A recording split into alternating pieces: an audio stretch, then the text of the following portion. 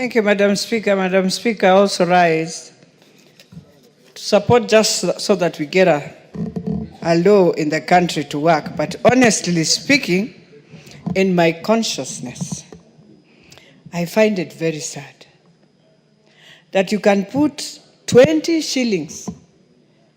All you have said is any child in the Kijiji, in Kawangware, can find him or herself in a gambling place, taken money for the mother that was for bread or anything and gamble.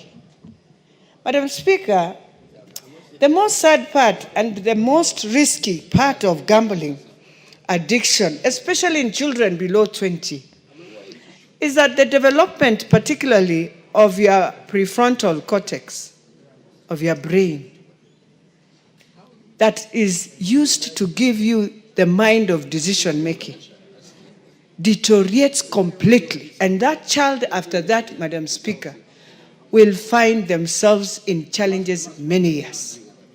And Madam Speaker, in Kenya, I think we are the ones with a very, very high rate of allowing our children to gamble. And to make it worse, it is children of Christians. Because the Muslims, I want to salute them wherever they are today. Thank you for protecting your children. For us Christians, we have gone mad, starting from the top, Madam Speaker. Because, and I'm hoping the President will sign but return this with some few written memorandum that we need to change a few things here, Madam Speaker. So that first of all, a player in an online gambling activity,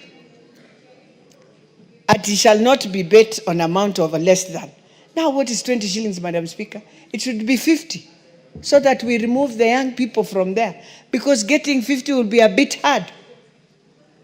And Madam Speaker, it's like these people are so powerful that they can convince government until a bill can be sized into what they want.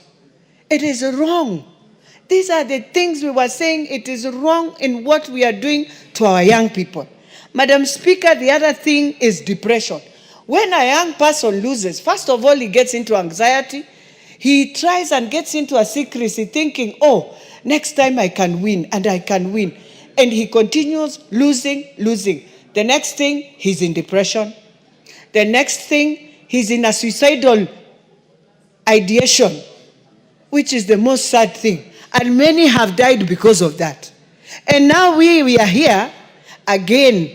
We have said we have mediated. This is a bill, Madam Speaker, that should come back with the statement you asked, that we can amend a few things here without joking, especially as mothers, without joking with our children. Madam Speaker, then the other thing is it's a financial literacy. That management, this child learning management of finances for the future is so low. In fact, I doubt whether it will even be there. Because you are used to patapotea. You are used to just ensuring I can pick from here. And then the devil lies to you that you have gotten from 20, you have 200. Now you get excited. You move on. Until by the age of 40, you are still thinking that is the way of life. It is not the way of life. It is a lie in life. But this is what we have made our country to be. And so God forbid and God help Christians. Because many things that our children are going through and suffering are Christian children. And so for me, Madam Speaker, today, while I can see now we've created the authority, we've brought in an authority, Madam Speaker. Then we have brought in the tribunal. Haven't we created more spaces of corruption? Now even the ones who we want to close from this gambling, we have given them space to gamble well. Because they will just be running to the tribunal, running where you just give money and you continue. This is what I want to tell my president today. You're a president who believes in the Bible. And you know what is good and what is bad for a country, and especially for the young, a generation that we have to raise. I want to plead with you, my president. This bill we are passing for gambling will not affect our Muslim brothers and sisters. Their Quran is clear, this is wrong to do, and therefore they follow. It is coming to affect us and our children. I plead, we need to put an age limit on gambling in Kenya. Just the same way we've put an age limit in alcohol. That age limit, 21, should go to gambling also. And also ensure the gambling fee is not 20 bob, but at least 25, 50 shillings, 30. Better. That way, even people will see we are very serious in ensuring young children are unable to gamble, Madam Speaker. With those few remarks, Madam Speaker, I beg to support. Very well. Honorable James Nikau, member for Seme. Thank you, Madam Speaker. Madam Speaker, gambling is a bad thing. But we put laws to regulate bad things. So on that basis, I'll actually support it. That is why we need the law to control gambling.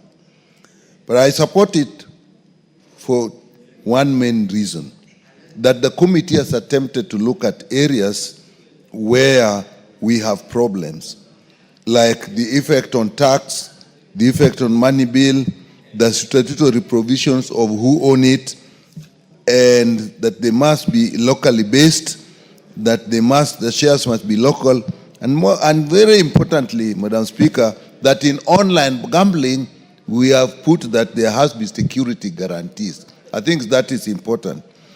Madam Speaker, but the biggest problem we really have with this, as we'll support it, is the effect it has on young people. Gambling is addictive exactly like any other drug. The impact on the mind is exactly the same as other drugs.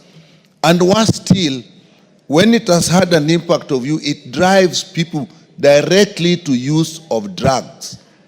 Therefore, we really have to look at that. And Madam Speaker, the other one is the issue of media houses. Media houses are very powerful tools on shaping the perception in public, on public education, and changing the conduct and the beliefs of the public. And their job is public education. If now they also are allowed to get into gambling, that's a problem. At least the committee has looked at that. Now, Speaker, I'll support, but I think we need to amend this in 6 months in just 2 areas. We must put an age limit to gambling and put the sanction on the operators who allow young people to gamble. And 2, put a limit onto how much you can actually put in gambling so that we actually try to cut it away from young people. With that, Madam Speaker, I support.